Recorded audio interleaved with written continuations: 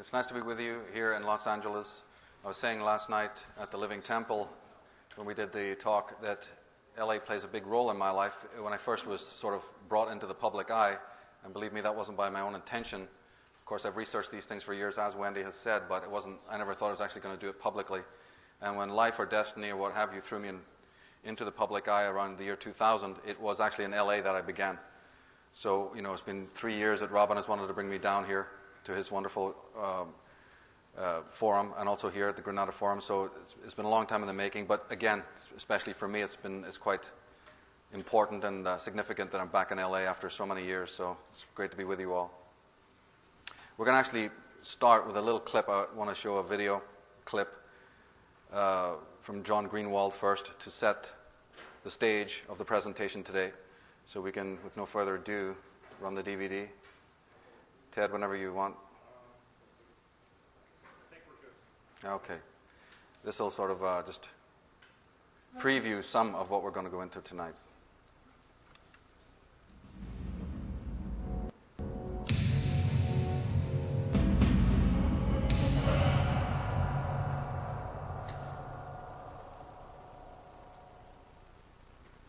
We found the weapons of mass destruction. We found biological laboratories. Everybody knows that Iraq had weapons of mass destruction. I have every reason to believe that the intelligence that we were operating off was correct. No question we have said that Saddam Hussein possesses biological and chemical weapons. We know where they are. They're in the area around Tikrit and Baghdad and east, west, south, and north somewhat. All this will be made clear in the course of the operation for whatever duration it takes. Are you confident that you'll also find weapons of mass destruction? I believe we will find evidence of the programs of chemical and biological weapons, yes. How about the actual weapons? Well, I just don't know. Let's wait and see what the team that's over there... Actions continue with our new exploitation teams that have been brought in. And that we will in fact find weapons or evidence of weapons programs that are conclusive. It is somewhat puzzling, I think, that you can have 100% certainty about the weapons of mass destruction's existence and zero certainty about where they are. Do you agree? And does it matter whether or not you find those weapons? We might ask the Prime Minister that. We won't be proven wrong. This is a process that takes some time, and it will ebb and flow. One thing we know is that he had a weapons program. I don't know anybody that I can think of who has contended that the Iraqis had nuclear weapons. We believe he has, in fact, reconstituted nuclear weapons. But on the specific issue of weapons of mass destruction, it's going to take time, and we're going to have to be patient. Over time, the truth will come out. Now, it's going to take time to find anything because People will find that we presented a solid case, a case that is there and was there and will remain there. It's going to take a period of time to find the people. I don't think we'll discover anything myself. Still thought that 3.5 months for new inspections was a rather short time before cooling a day, and especially when we now see that they say, the U.S. government is saying that, look, you have to have a bit of patience, these things take time. I believe that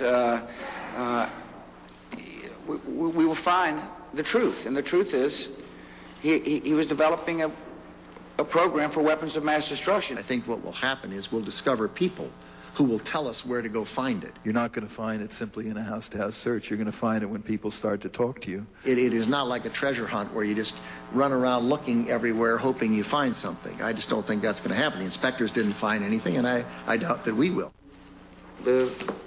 Are people going to find out the truth? And the truth will say that this intelligence is good intelligence, no doubt in my mind. What we will do is find the people who will tell us. There are a lot of people who lie and get away with it, and that's just a fact. He has not developed any significant capability with respect to weapons of mass destruction. He is unable to project conventional power against his neighbors. We are able to keep arms from him. His military forces have not been rebuilt. Is U.S. credibility on the line over weapons of mass destruction in Iraq? I'm not exactly sure what that means.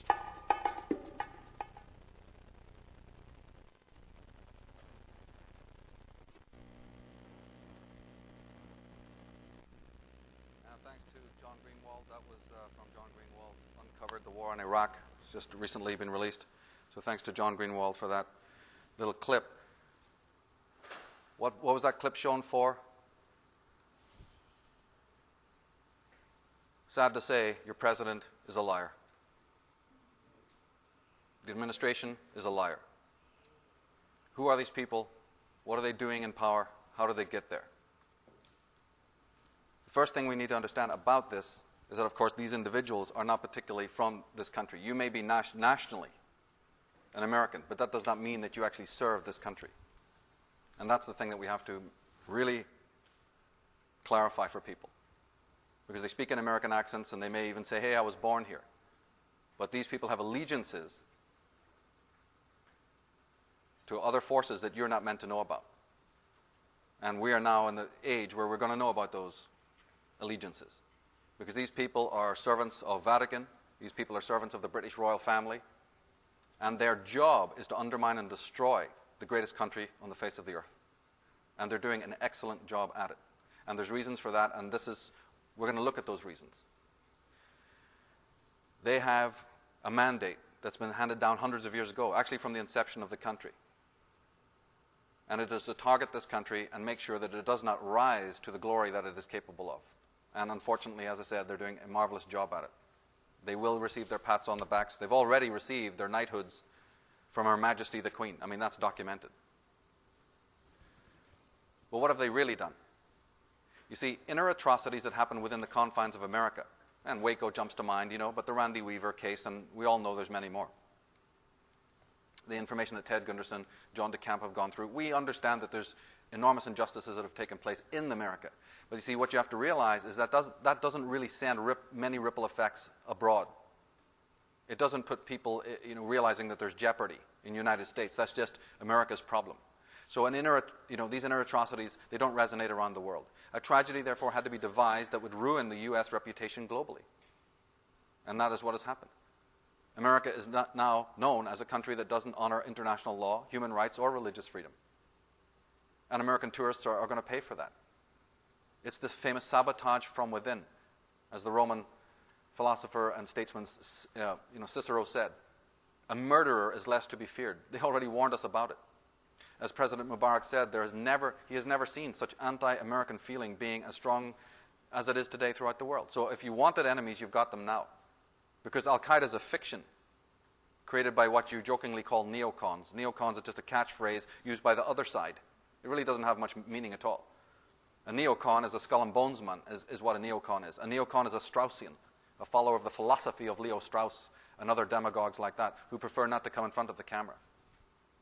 A neocon is a Russell Trust agent and a Freemason. And they are themselves lieutenants for other powers. And their job was to create enemies of America. They are enemies already on domestic soil, and now their job was to create foreign enemies with the idea that this country is beset by enemies and is thought of wrongly and is considered wrongly.